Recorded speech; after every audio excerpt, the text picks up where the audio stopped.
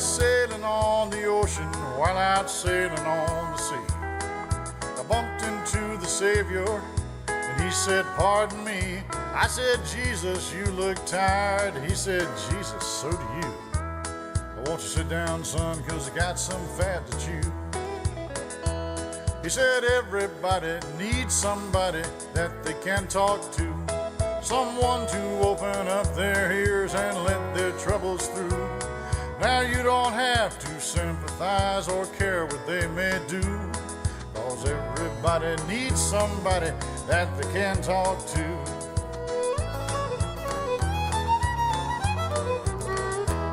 Well, he spoke to me of morality, starvation, pain, and sin. Matter of fact, the whole dang time I only got a few words in. But I won't squawk, let him talk, it's been a long, long time. And any friend who's been turned down is bound to be a friend of mine. Cause everybody needs somebody that they can talk to, someone to open up their ears and let their troubles through. Now you don't have to sympathize or care what they may do, cause everybody needs somebody that they can talk to.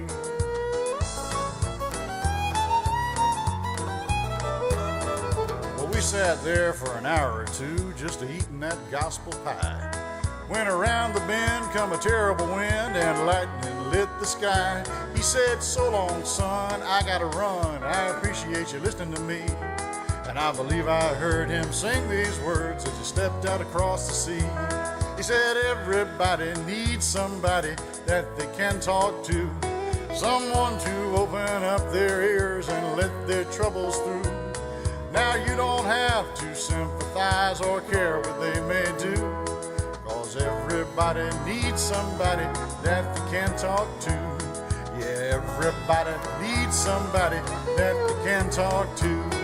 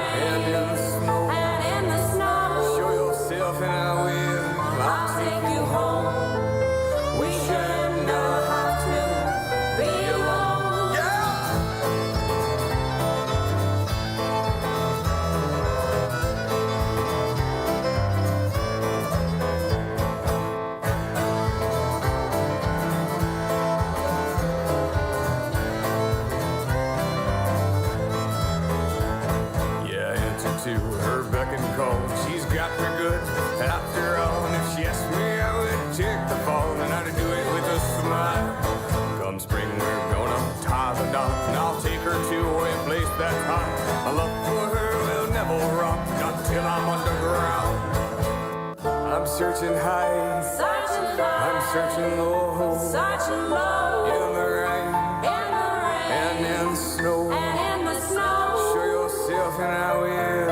take you home. We should never have to be alone. Be alone.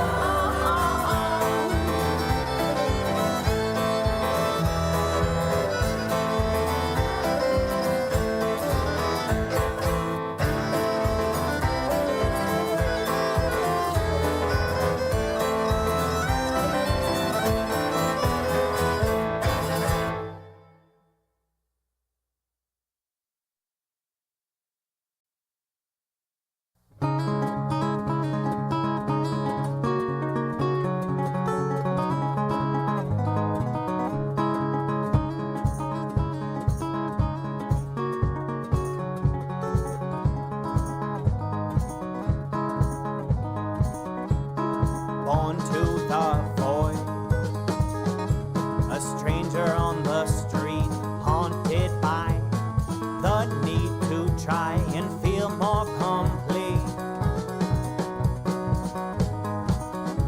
Oblivious by fate, I can't keep awake, and lately I am coming to terms with all my mistakes.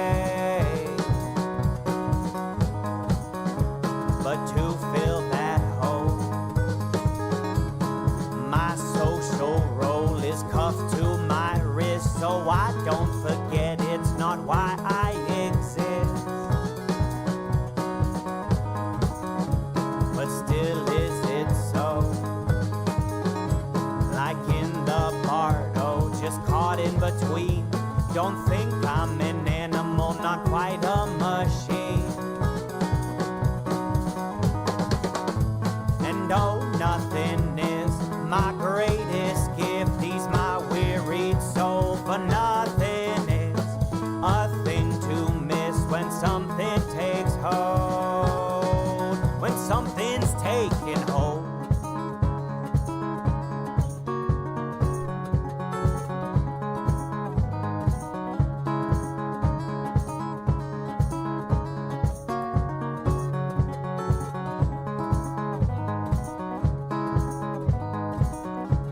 Beyond the divide, scraping skies they must fear, for the more crowded it gets, the more lonesome it seems to appear. Well, violence just hides, mindless in nature, so I'd better be just like everyone, an actor or a faker. Untamed yet constrained to the choices we make. Still I am too far gone to be a sinner or a saint. And oh, nothing is my greatest gift. He's my wearied soul, for nothing is a thing to miss when something takes hold. When something's taking hold.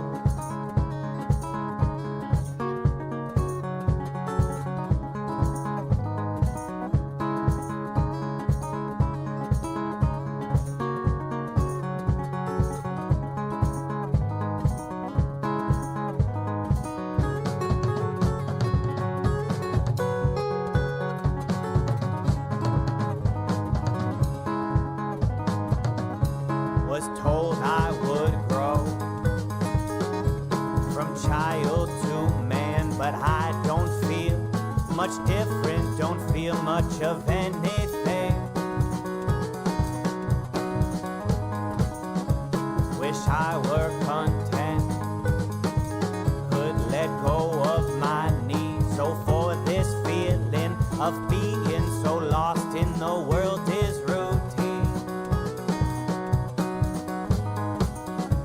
would live life more simply and take on much less. Find a way to kill all the time in between birth and death. And oh, nothing is my greatest gift. He's my wearied soul, for nothing is a thing to miss when something takes hold. something's taking hold.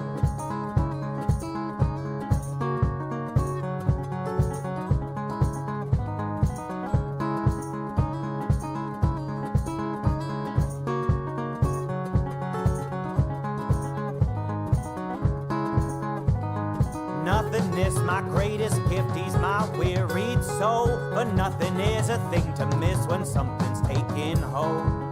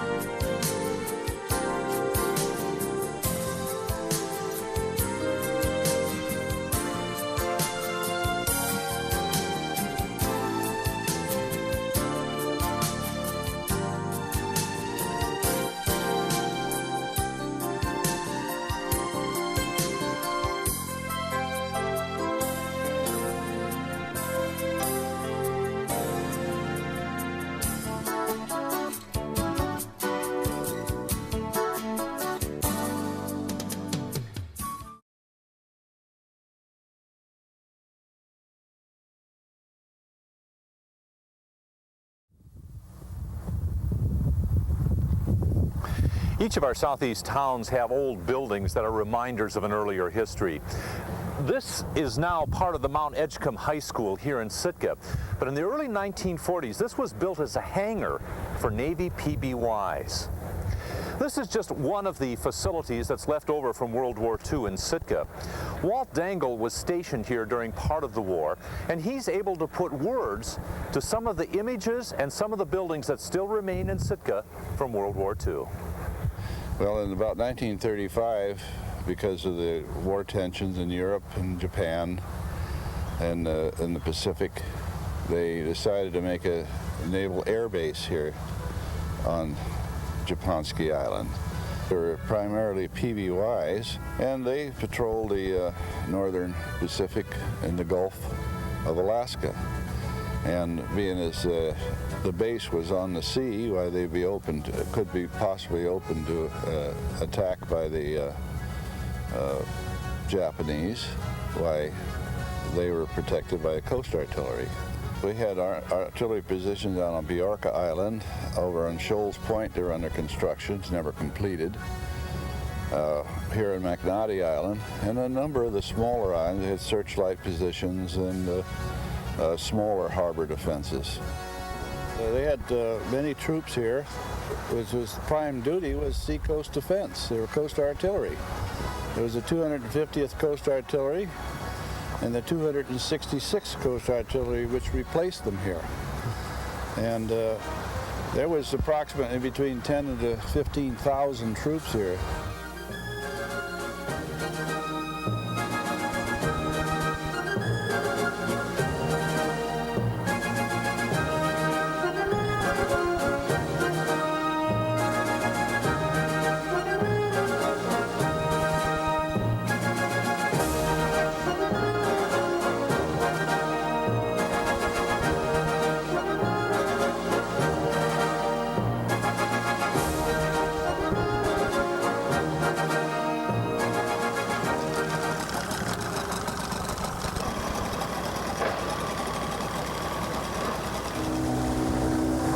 out to McNaughty Island, where the Army had their gun positions during World War II.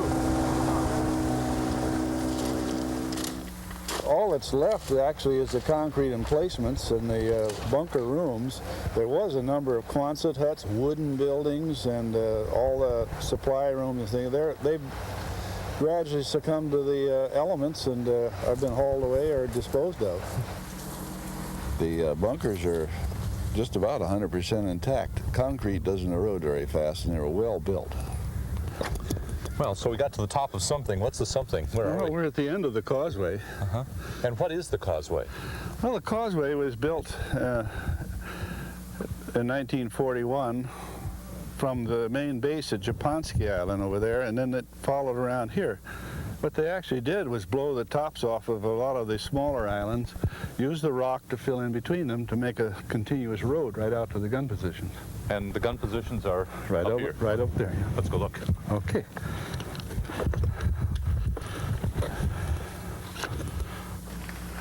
Here we're standing in front of one of the storage bunkers on McNaughty Island. We're just off the causeway now on the main island.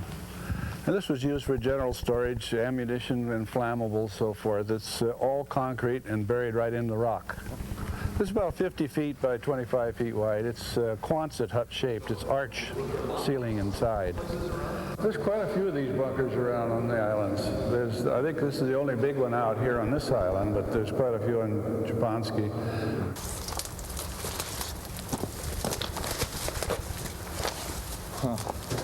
Wow. Yeah, we're about 100 yards, I guess, from the gun bunkers. This is a personnel bunker, mostly quarters, and could have been used as a hospital, temporary hospital in case of any action. Quite a few rooms in here.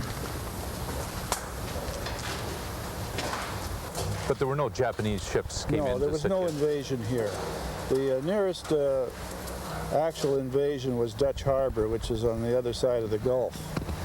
Sitka, Kodiak, Seward, Dutch Harbor, and those were all put in here and may have served their purpose, the fact that they were a deterrent. If this was unoccupied and the Japanese wanted to move into Alaska, they would have had a lot easier time. Well, and so you served here. You were always fearful or always ready for the possibility of an attack? Well, I couldn't say we were fearful, but we had it in mind. I can still remember Pearl Harbor. We put on special duty, and it was exciting time when we heard about Pearl Harbor. And of course, we saw Japanese lurking behind every bush.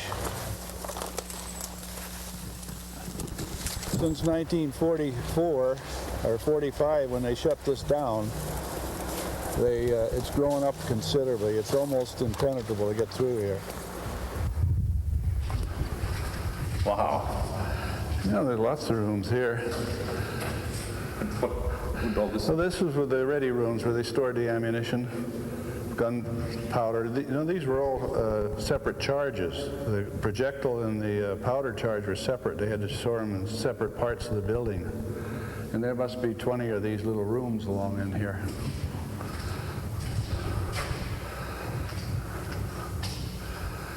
You got to remember, you got 6 feet of concrete and about 20 feet of earth over your head here, so it's pretty safe.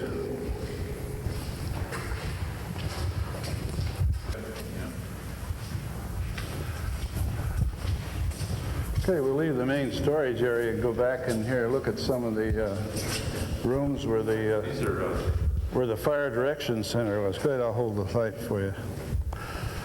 They tried to break it up into small areas in case of fire, or if one end of the building got hit, it wouldn't just destroy the whole building. It's actually a maze. The ceiling in here is covered with the cane residue, the old stalks from sugar cane, and it quiets it down. It doesn't boom so much because they did a lot of activity in here. This is where the Fire Direction Center was. And what's the Fire Direction Center?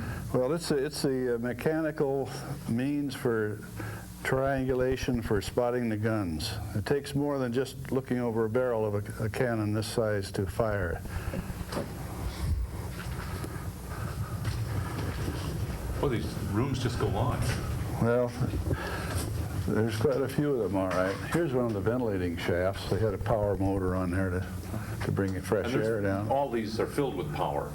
Yes. There's power. Yes, just over here, we'll take you to this next room where the generators were set up. Let's go look. It had diesel generators generating power for the entire installation. Besides lighting, the guns and all the service equipment was powered by electric motors. This is where the generators sit. You can still see the beds and the bed bolts.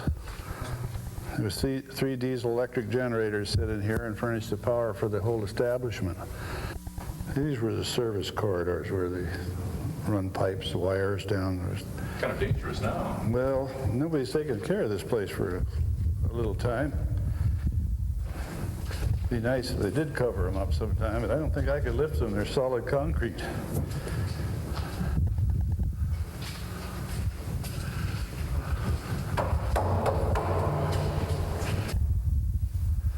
Now, here's a large room in here.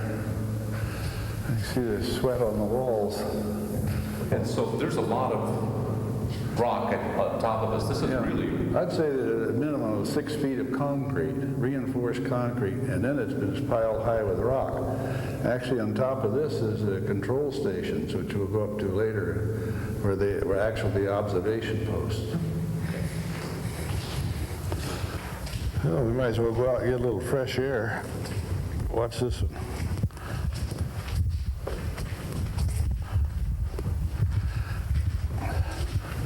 This is actually what they call a sally port in the old fort days. It was where you come out of the fort onto the outer works. And this is where the gun was set up. Now, this is the actual gun position here. Boy. One of these on each side of the big bunker we were just in. And it was an 8-inch rifle, a surplus from World War I. It was built for the Navy.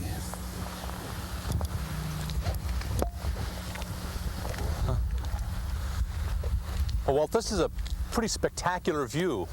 Back in World War II, what was this spot used for? Well, this was actually the gun position we were just visiting here. Covered the whole bay here. This is Sitka Sound, Cape Edgecombe in the distance there, and Bjorka.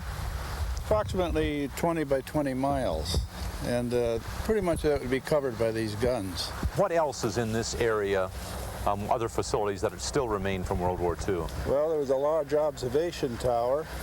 Observation ports on top of this bunker.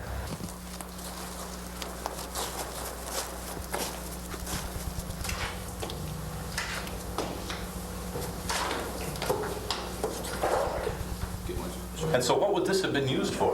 Well, this was an observation post where the men operating the guns or controlling the guns would be able to see the actual action without being exposed to counter battery fire. Yeah, there was once a time when there was quite a view from here. You could see the same as you could down from the gun position. I mean, obviously the trees weren't here then, back in the war. That's right. And they've grown up since.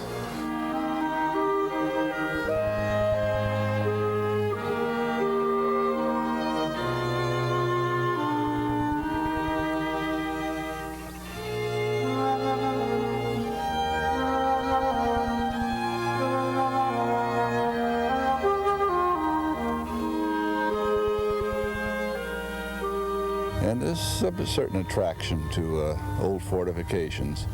One thinks of the times when they were actually manned and what people did, and what they looked like, and what they thought at that time. And now we're part of history. I look at this fort, and as you look at it, it's new to you. But it brings back about a lot of old memories to me.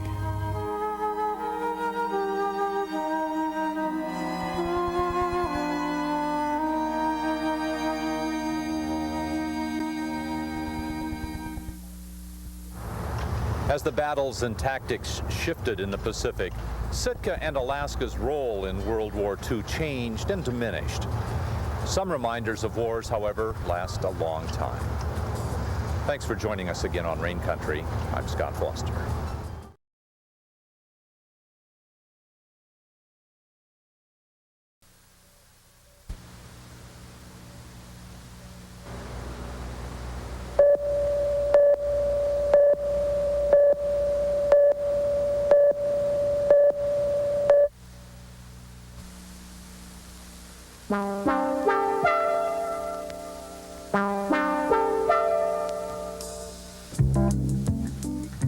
Visit the picturesque fishing village of Elfin Cove. Discover new cultures with explorer Amos Berg. Appreciate the dance and grace of one of the world's oldest dances. All on our next edition of Rain Country.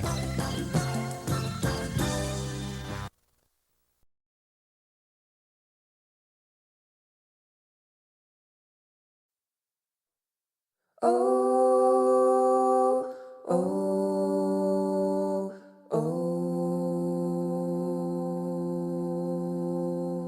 oh,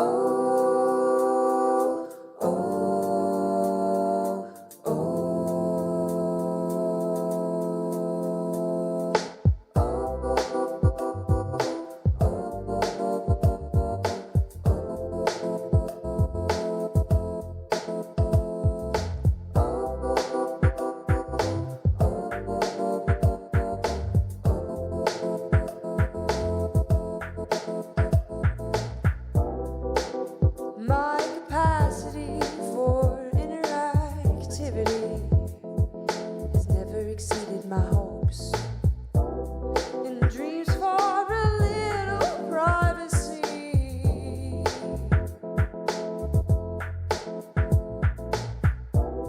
my social grace, my smiling face could easily be thrown away in exchange for my me time day.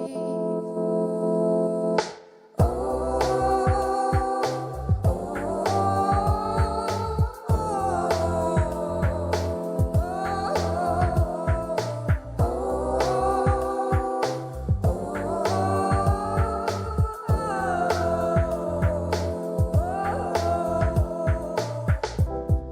it's not that I hate people, really.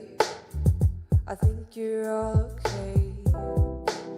But when it comes to going out, I think I'd rather stay in my house, in my room, under sheets, nothing new. It's my cozy Valhalla without you. In my house, in my room, under sheets, nothing new. It's not that I hate you, I just rule.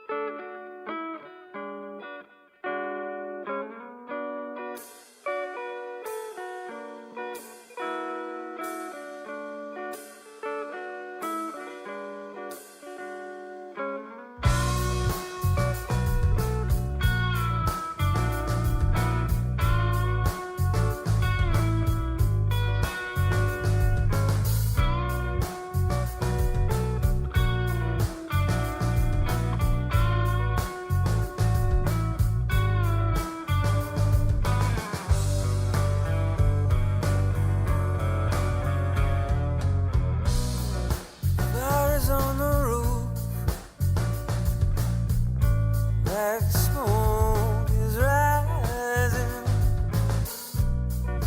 Chickens have flown the coop, and the sheriffs are deputizing.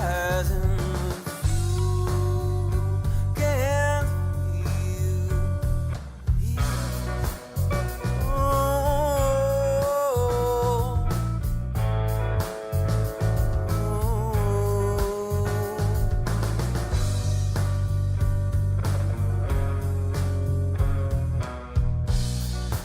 Man is on the move, and the temperature is rising. Got a plan for you that they're not advertising. But you can't feel the heat.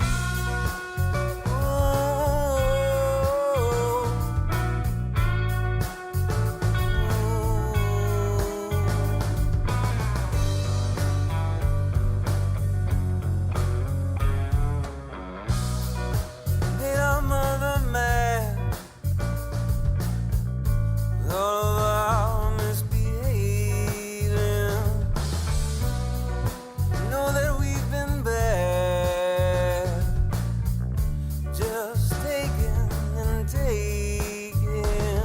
But you can't feel.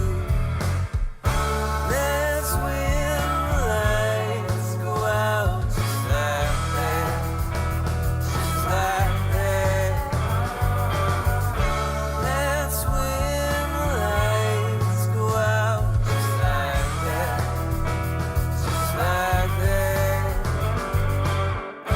That's when the lights go out, just like that, just like that.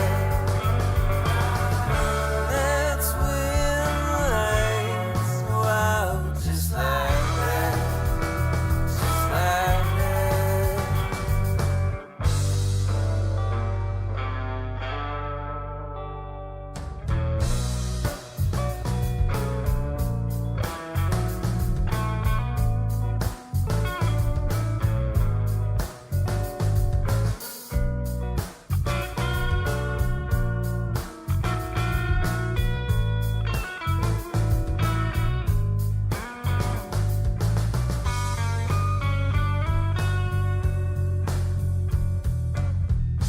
This is just a possibility, so please don't take it as truth. I don't know much about probabilities. In fact, I don't have a clue. You can't feel the heat.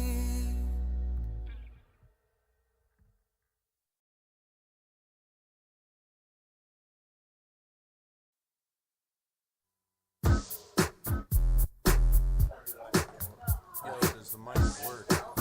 Is this thing recording? What the hell is going on? That's me. Getting stuck on the LeConte.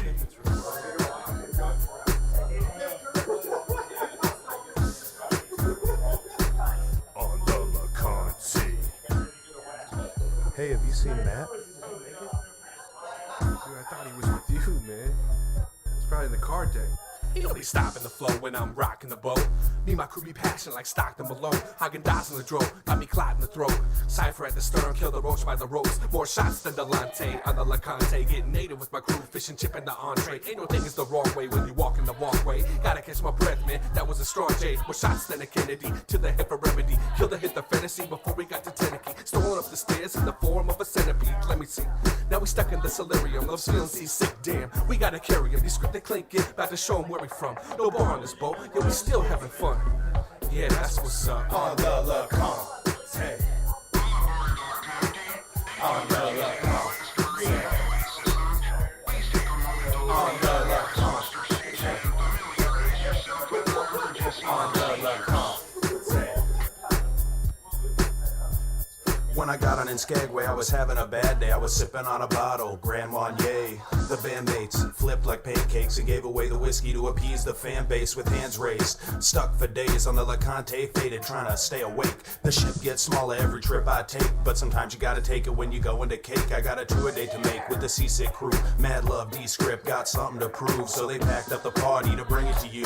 Rowing the LeConte like a canoe, from Metla, Love to Coots to Woo, from the A&B Hall to the bar for a brew, where the village girls all want to chill for a few, but if they want to chill, they need a ticket to cruise. LeConte.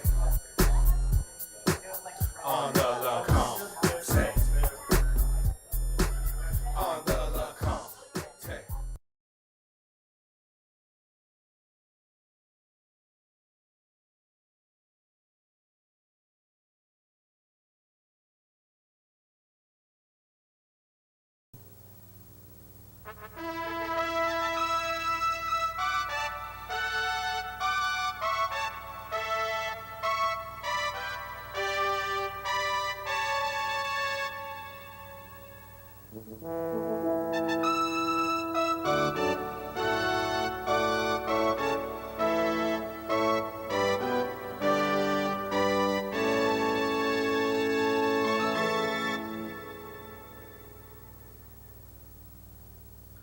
In this edition of Juneau Spotlight, we take wing with the Southeast Alaska Regional Airshow. So strap on a chute and hop in the jump seat because we're going to take a ride in a National Guard Black Hawk helicopter and a not-so-antique Russian biplane.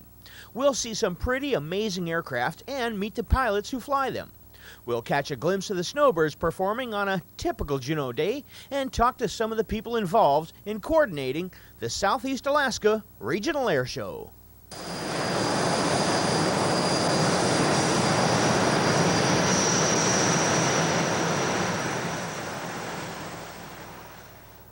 For me, it all started out on a Thursday afternoon before the airshow weekend when a group of local photographers was given the opportunity to get right out next to the runway to see the snowbirds land.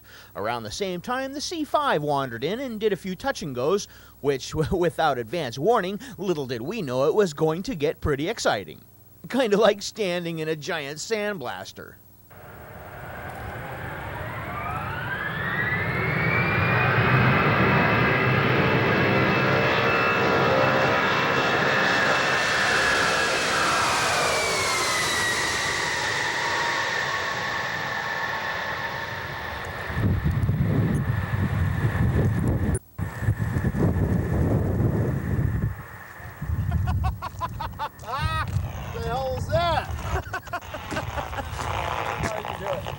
Must have. Yeah, that was outstanding. I thought, Everybody's looking at their By the way, I legs. was going to tell you, the wingtip vortices off a big airplane like that. Be careful. yeah. Holy mackerel. Yeah, no kidding. As I'm sitting here editing this, I'm still picking gravel out of what's left of my hide. Like I said, it got a little exciting, and it stayed exciting, because the next day it was the photographer's dream tour in the National Guard's Black Hawk helicopter. I strapped in next to my old schoolmate, Pat Costello from CoolJuneauPhotos.com. You'll want to check out his website for more pictures of this outrageous ride.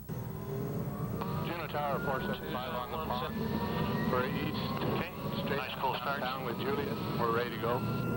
Just 475 cleared for takeoff east, straight out departure approved. Go ahead and snatch it.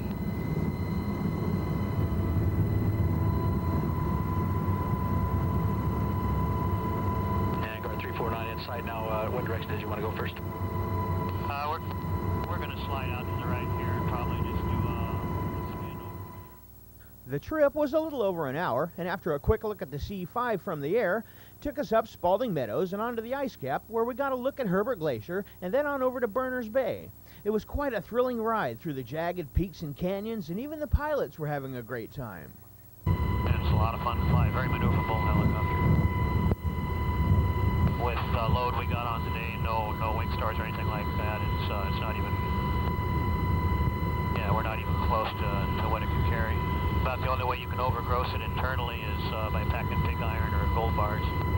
Upland Canal on what is really turning into a nice pretty day here.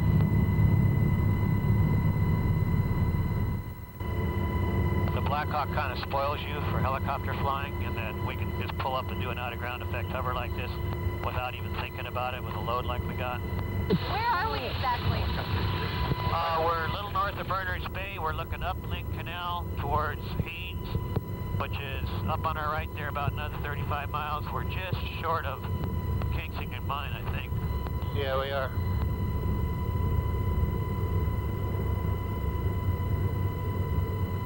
Or would you rather hear, oh my God, we're lost?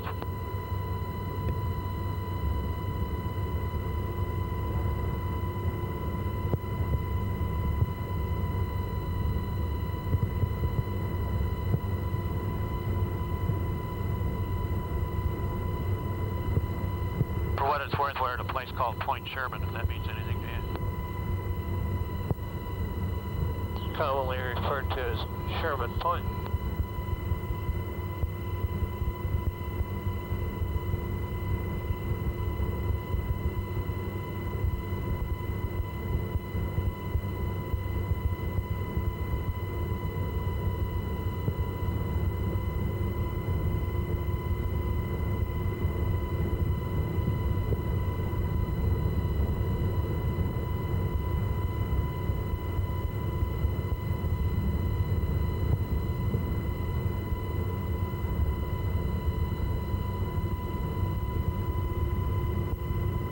Was that panoramic enough? Did I get enough? No, actually, guys, hey, I missed that shot. Can we do that again about 17 more times? No. Oh, well, it was worth a try. Back at the airport, we had to yield to some traffic that was a little bigger than us and on a tighter schedule. And then, alas, all too soon it was over. Oh, well, plenty more still to see and do. But first, let's talk to the folks who put this whole show together. The Juneau Airport historically has had air shows back in as early as the very early 80s. I've personally been involved with them since about 1988 time frame forward. And years ago, the Lions Club, matter of fact, the Douglas Lions to start with, started the Snowbird shows here when they come in and do their show. It was sponsored by the Lions Clubs. Since then, in recent years, like in the late 80s and into 90s, we've gone ahead and we've actually requested a lot of different aircrafts from U.S. military to come down. And sometimes we get a military demonstration team if they're available, or sometimes we just get static displays. This year we were very lucky to have some of the aircrafts we had come in here. We got the C-5A again, which is sort of getting to be a regular thing around here now. Young fellow grew up in the Civil Air Patrol here, flies that thing now, and he loves to come to Juneau. But this year we were able to get some different aircrafts in here than we had before. We've got the F-15s, which we haven't had those in our air shows before, and we got the A-10s, and those are aircraft that are stationed in Alaska.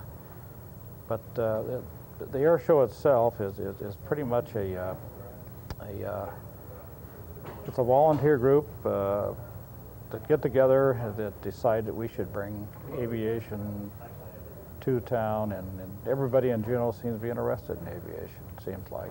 Even on a day like this, they'll come out here and come to an air show. Our air show committee has been meeting for well over a year to put this event together for the folks of Juneau and Southeast Alaska. Probably the last 6 to 9 months we've been meeting weekly. We have a wonderful committee of folks like Dick Roundtree and just the gamut of community members and people that work at the airport and other people that have aviation interests have put in hundreds and hundreds of hours. It's a pretty expensive show for us to put on. My guess is that probably by the time all the bills get in, we'll probably hit $60,000 to $70,000. So. And Dick Roundtree's in charge of the weather, so if that AWACS can't come by at 11:45, it's Dick's fault. The neat thing, and his co-chair is Jeannie Johnson. Now, Jeannie has nothing to do with the weather. It's Dick's fault, but Dick wants that plane to land so we can sell it some fuel. So we know it'll clear up. I also want to thank the Juneau Lions Club, and I know there are former Lions in the audience and also current Lions, because it was the Juneau Lions that started these events years and years ago. And also want to welcome the Royal Canadian Air Force, the Snowbirds, and all military personnel that arrived here for the air show from out of town. And also thank you to our local military, the Alaska Air National Guard, the Alaska National Guard, and the U.S. Coast Guard. And we're very proud of you, and we're also very proud to have a Grand Marshal that is no stranger to Alaska, and that is Lieutenant General Thomas R. Case. Lieutenant General Case is commander of the Alaskan Command 11th Air Force and the Alaska North American Aerospace Defense Command region, and they're headquartered at Elmendorf Air Force Base. As commander of the Alaskan Command, one of 4 sub-unified commanders for the U.S. Pacific Command, General Case is the single military point of contact for more than 21,000 active duty Guard and Reserve Alaska military members from all services. General Case has operational control of 3 component headquarters, and these are U.S. Air Forces Alaska, U.S. Army Alaska, and the U.S. Naval Forces Alaska. General Case is tasked to conduct joint training and to deploy a joint task force when directed by the Commander-in-Chief of the U.S. Pacific Command. He assists the Federal Emergency Management Agency and other government agencies to provide military assistance to civil authorities during federal emergencies.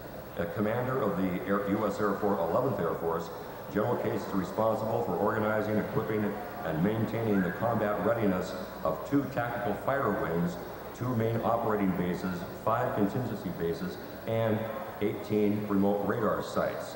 As commander of the Alaska North American Aerospace Defense Command, General Case conducts controls and coordinates air operations within Alaskan aerospace to provide early warning and air defense against hostile attacks with an augmented strength of more than 12,000 personnel and more than 140 aircraft.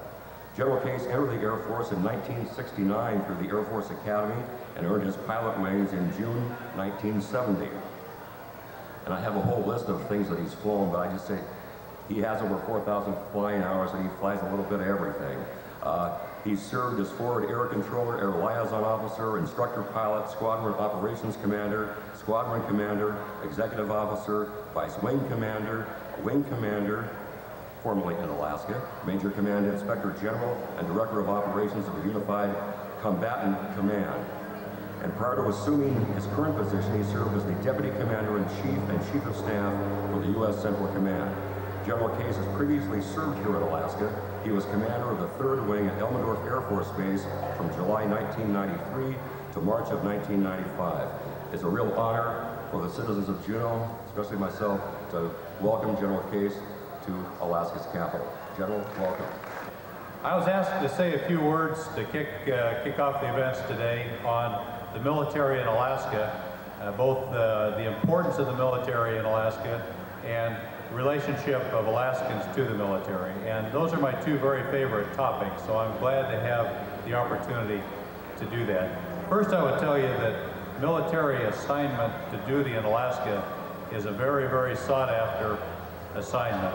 And in fact, if we didn't have the requirement to put some limits on the time that people could serve here before they have to move on, there'd only be a small group of people that would be privileged to serve in Alaska.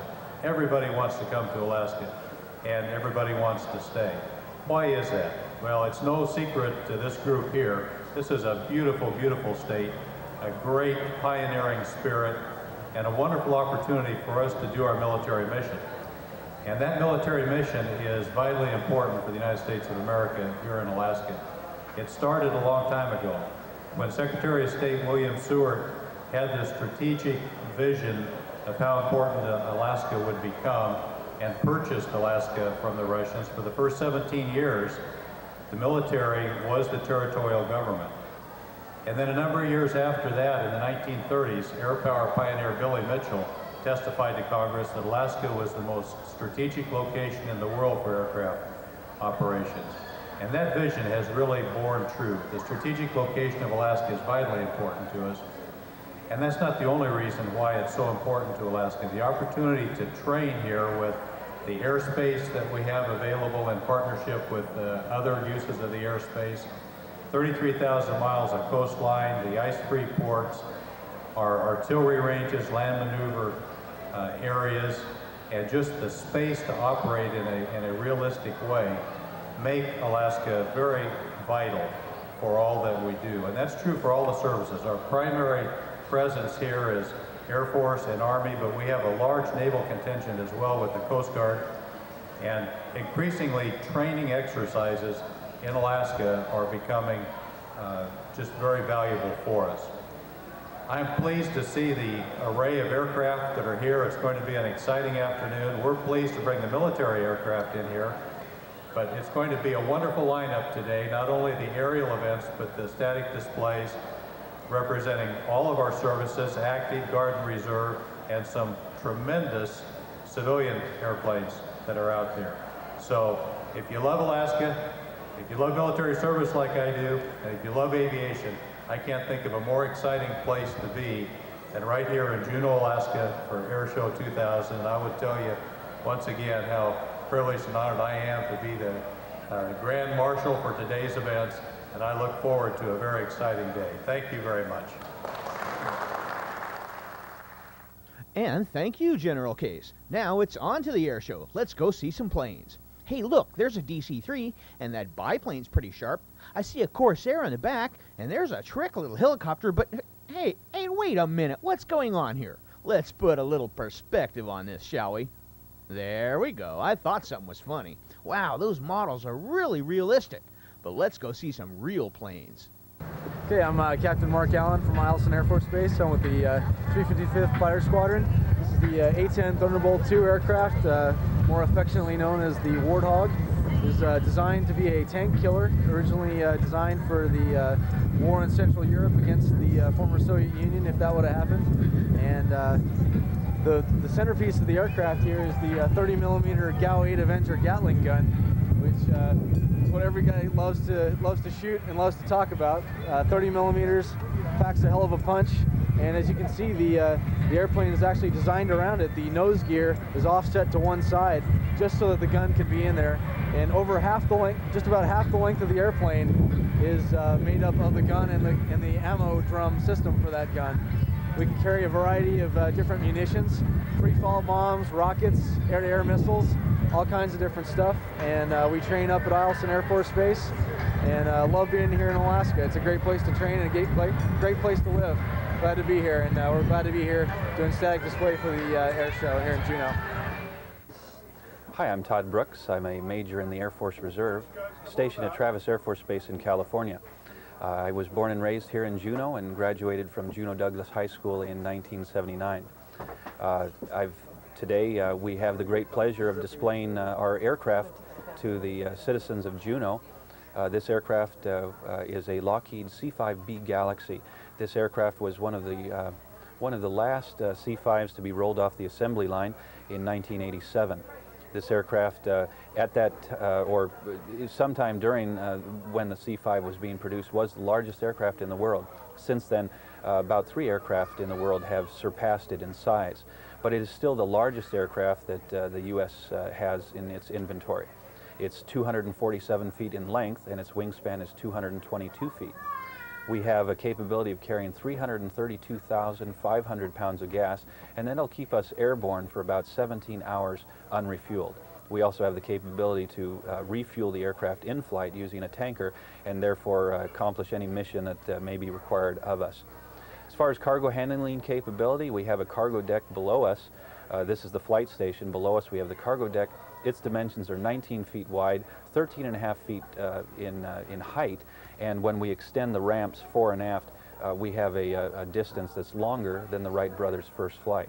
We can carry about 250,000 pounds of cargo on that deck, and of course we'll carry the amount of cargo that we need and carry the fuel that we need, and if we need more fuel, we'll get that fuel in flight.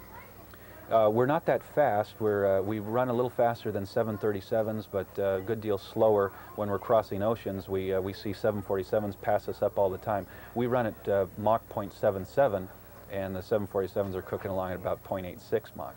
So But it's a very comfortable airplane. It's spacious, and as far as a flying machine goes, it's extremely responsive and just an absolute joy to fly. One of the real delights of being a C-5 aircrew member is that we get to participate in just about every operation that goes on in the world because we have the capability of carrying cargo that no other aircraft can carry.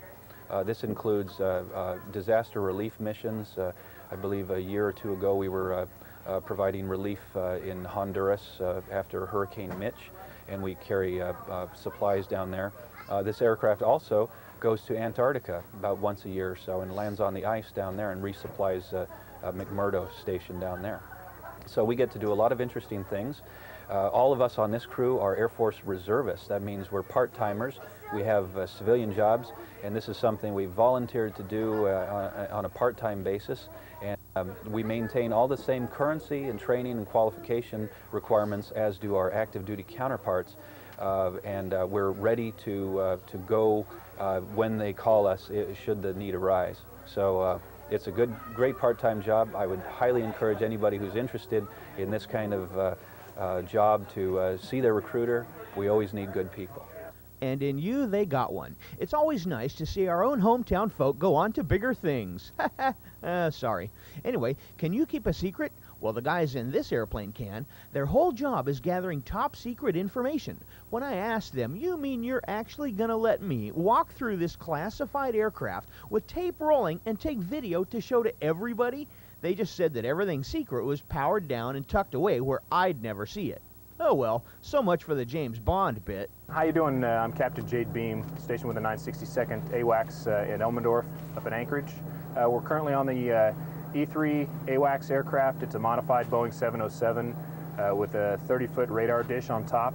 What it's used for is to see long-range radar targets, mostly airborne targets, so that we can feed that information to our fighter aircraft and provide a better air picture to both airborne aircraft and also our battle commanders on the ground.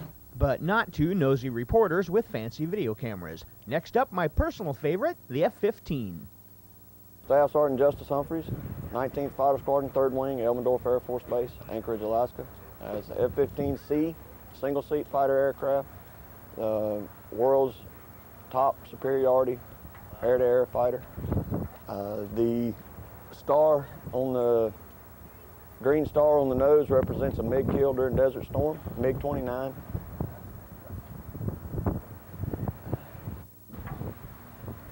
This aircraft is the top line of the air superiority. Okay, we've seen the fast and deadly, the top secret, the enormous. Now let's see an aircraft that's none of those things. Being a biplane, you may think it's old, but, well, it's not that either. I'm Ron Sheardown. I live in Anchorage, flown in the Arctic for almost 50 years. I bought this airplane in 1996 at Pisatel Mielec in Poland. It was brand new at that time, and we've got about 500 hours on it now. It's been to the North Pole a couple of times, and we'll be going to the North Pole next week and over to Norway, and then in December we'll be going to the South Pole and back to the North Pole and back to Anchorage again. There's 18,000 AN-2s in the world, or that were built, starting in 1946. It was the standard East Bloc Bush airplane and military troop carrier, short field airplane. It was sort of the equivalent of our Otter, Beaver, Cessnas. They basically just had one Bush airplane, and this was the airplane. Originally there was 5,000 built in Russia at Omsk. And then the assembly line transferred to Poland in 1968, and they were all built in Poland after that. Well, we're not going back to Poland or even to the North Pole, but we are going to take a little ride down the channel and back. Hey, you want to race? First one to the rock dump wins.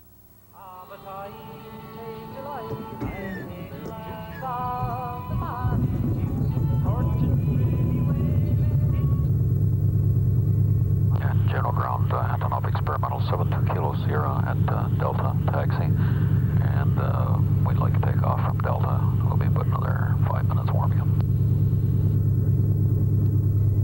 Experimental 72 Kilo Sierra taxi runway 8 at Delta. Contact Tower 27 when ready. 2 Kilo Sierra. And Juneau 2 Kilo Sierra is rolling. 72 Kilo Sierra, roger. And what's your directional flight? We'll be going down over the village and back again. Roger.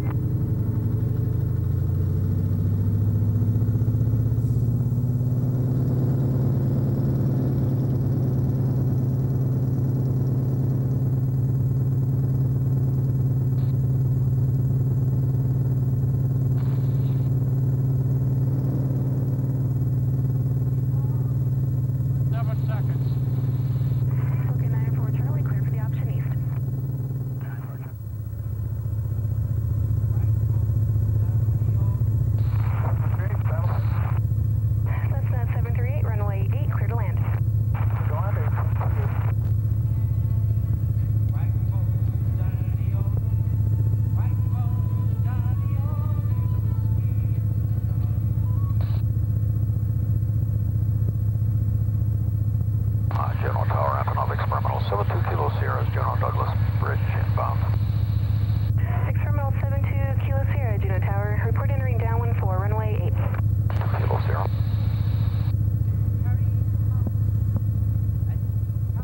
39's overhead area. Wing 39, number 2 minus Cessna in the cut, runway 8, clear to land. Well, just like the Black Hawk, all too soon it was over again, and we were back on the ground. But that was fun. Hey, let's see who else we can get a ride out of. Oh, hey, look, the trolley. It may not fly, but maybe he'll let me ring the bell. Nope, looks like that job's already spoken for. Well, not that easy. There you go. He spent 6 months of intensive training to ring that bell, and he's done a darn good job of it, too. Well, the trolley got me safely back over to the hangar where everyone was preparing for the main event, the Canadian Snowbirds. And even though the weather was pretty lousy, they weren't about to disappoint the crowd. They just had to fly a little lower. Snowbird second. Snowbird 2, 3, 4, 5, 6, 7, 8, 9, 1. Let's do some good flying for the people watching today, guys. Snowbird smoke now.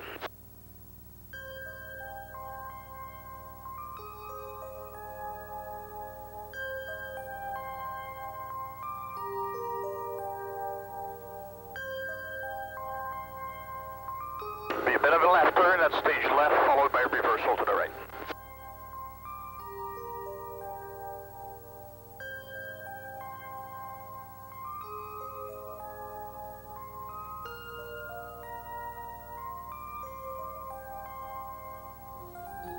Ladies and gentlemen, boys and girls, your new Millennium Snowbirds.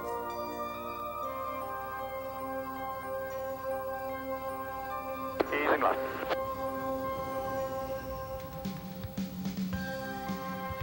Very slowly. Tightening.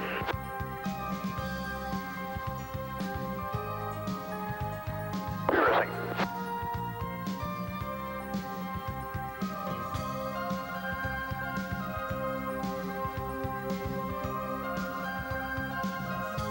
Wonderful. Smoke up. Now. Fire back. Be a big diamond bomb side next. Big diamond, go. Hi, I'm Captain Andy Cook, Snowbird 11 from Cobourg, Ontario. The Snowbirds fly the Canadair CT-114 Tudor. It's a Canadian-designed and built jet trainer built in Montreal, Quebec between 1962 and 1967. It flies at an altitude of up to 41,000 feet, 470 miles per hour, and can fly approximately 350 miles before refueling. It's capable of sustaining 7.3 G and flying to negative 3 G.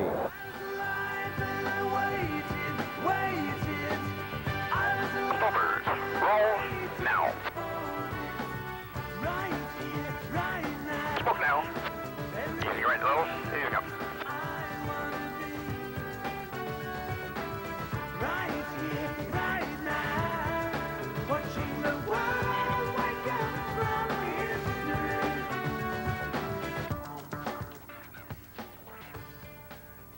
Even with the modified show due to the weather, the precision formations of the Snowbirds never fail to impress folks.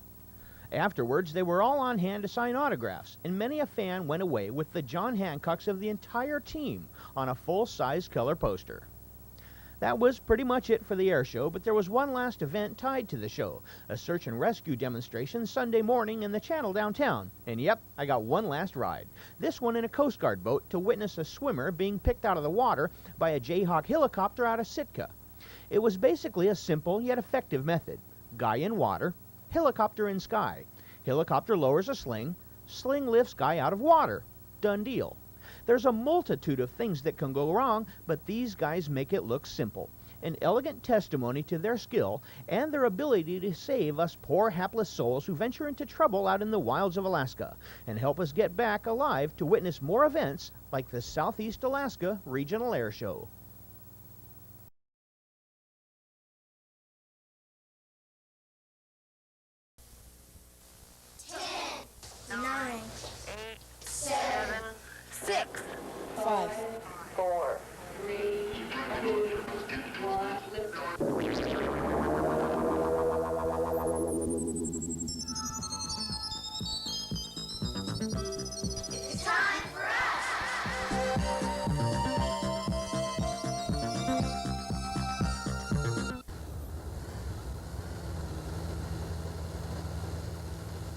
Alaskans have the highest per capita ownership of private pilot licenses and planes in the country. They also crash their airplanes more than anybody else. In 1977, there were 298 reported accidents in Alaska, resulting in 83 deaths. 26 of those killed were in air taxis, which works out to about 50 times the national rate for air taxis. Most crashes are a result of pilot error, but the weather, the terrain, and the lack of runways, fuel, and navigational aids all play a part in these grim statistics. This great use of small planes for transportation in Alaska means that you have a better chance of flying in one than students in other states. Though the possibility of being in a plane crash is slight, knowing flying precautions and safety measures can save your life. There are rescue groups to help you if you do go down. Usually, the first people to start looking for you are the private pilots who belong to the Civil Air Patrol. Russ Anderson heads up the CAP. We've got about 1,300 members, and we have 28 aircraft located in 20 different locations throughout the state. We're an auxiliary of the Air Force, so we work with the Rescue Center. The RCC tells us we're about 50-60% of the searching that's done in Alaska that we do. How does it work? Do they pay you or what? No, they're all volunteers. We receive fuel for our aircraft and oil, but other than that, it's all volunteers. How effective are beacons? Can you hear them from pretty far away? They're really effective if they work good and the batteries are up. We've heard them up to 100, 200 miles sometimes, depending upon the altitude and the location of where the aircraft is down. They're very effective. We have DF equipment on every one of our aircraft, and if the beacon goes off and we get a good signal, we can go right straight to them. And the average time, a couple years ago we kept records on this, and it took us about 5.2 hours total flying time to locate the aircraft and the helicopter to pick them up and bring them back. But that's with the beacon? That's with the beacon. Otherwise it might take weeks. Say I'm in an airplane that goes down and my beacon doesn't work, or even if it does work, what should I do to make it easy for the CAP to find me?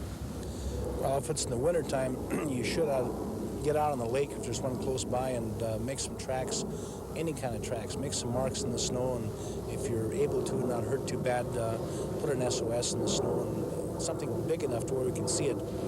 Should make the letters at least 100 feet across. And if you have the time, if you can break off some spruce boughs and lay those in the tracks, they'll show up from almost any altitude that you can fly.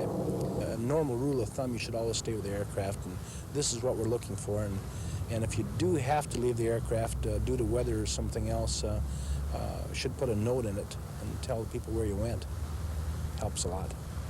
These are emergency lines. Well, Rescue Coordination Center, Major, hurry. This is the Rescue Coordination Center at Elmendorf Air Force Base outside Anchorage. It is from here that most searches for downed airplanes are directed. Colonel Pat Whitaker heads it up. We are responsible for the rescue throughout Alaska, both civil and military. Just how big is the whole rescue business in the state? You keep pretty busy? Yes, we do. We average about 1 mission a day and about 14 flying hours over the last 16 years that we've been in business here in Alaska. What seems to be the most common mistake that people make that gets them into trouble? Well, I'd say primarily the flying in poor weather. Light aircraft is not instrument equipped to fly in poor weather, ragged conditions, low clouds and icing or turbulence. And our crash locator map bears this out, as well as the previous history that pilots that fly in bad weather usually are forced down, and we usually end up looking for them. How many aircraft are there that are just lying out there where they crashed? Right now we have our crash locator map here that has 1,400 pins that identify aircraft that have been out crashed on the tundra, and they are still out there. And of course there's numerous aircraft that crash and are recovered each year. In addition to the Civil Air Patrol, Colonel Whitaker has at his disposal 3 HC-130s and 9 HH-3 helicopters, such as this one, which belong to the Air Force's 71st Rescue and Recovery Squadron. The Air Force agreed to fly Alaska Review to Rainy Pass, the site of a recent plane crash. With us was the pilot of the downed Cessna 180, Mike Carlton. Carlton had survived for 6 days at the crash site before being spotted by Jerry Olson, who owns the red and white Super Cub seen earlier in this program. Carlton's emergency locator beacon did not go off. That and bad weather prevented the Air Force from finding him earlier. Carlton had been home for less than a week when he accepted our invitation to go back to the pass. It was a difficult thing for him to do, but he hopes that other Alaskans will be able to learn from his experience.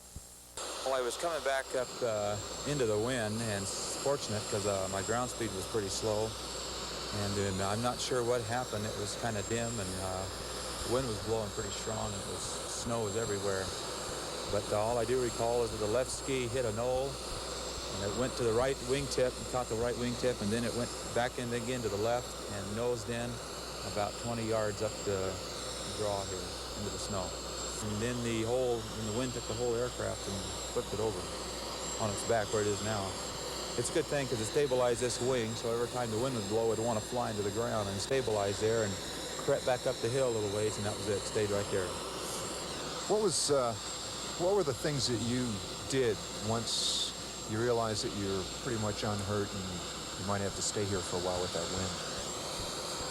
Well, I was concerned about two things. One was protecting the shelter and keeping out of the wind. And the other thing was hyperthermia. I didn't want to lose my body heat. I really learned that I had just a standard pair of snow machine boots on, and I learned that wasn't enough. I needed something that would keep my feet warm day and night, and also to keep my hands warm. So consequently, because my feet were so cold all the time, they didn't freeze, but they were extremely cold, I was never able to really rest good and properly, and always fighting the cold, continually, always concerned. When I looked in the airplane, I assumed that they'd had emergency gear already in the airplane. By the gear I saw, the catalytic heater that I saw, and some other paraphernalia I saw in the back of the airplane, I assumed that since it had been out flying, that they'd had emergency gear in there, and I foolishly left mine behind. So I didn't have anything to eat for like 7 days. The hunger was no problem. Once I decided I had no food and I wasn't going to eat, that was the end of it. I didn't really feel hunger after that. So I did a lot of praying, and I talked to myself a lot, and I thought about my family, but really the time went by really fast. I was surprised. I would be up about 6 in the morning, and 6 at night I'd go to sleep again because it'd be getting dark. And I'd go to sleep again, and it was surprising how fast the time went. Had the circumstances been altered slightly where my left ski had hit, had I been going the other direction, it would have rolled up in the ball because I had tremendous ground speed because of the winds. And so consequently, I was heading into the wind, and my ground speed was slow, and all those things combined, I realized how close to dying I really came. Mike Carlton was lucky to have been rescued from his plane crash. Now that you know more about air safety and precautions, your chances of surviving a similar situation are increased.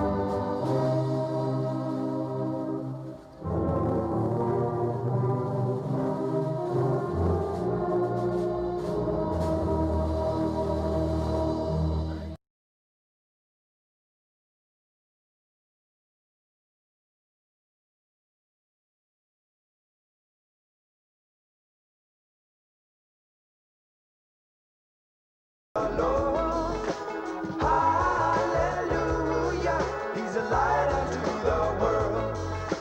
Where there was sadness, I found that I could sing. Fortune is for those to find happiness within. Whoa, it's a wonder, yes, it is, what life can be.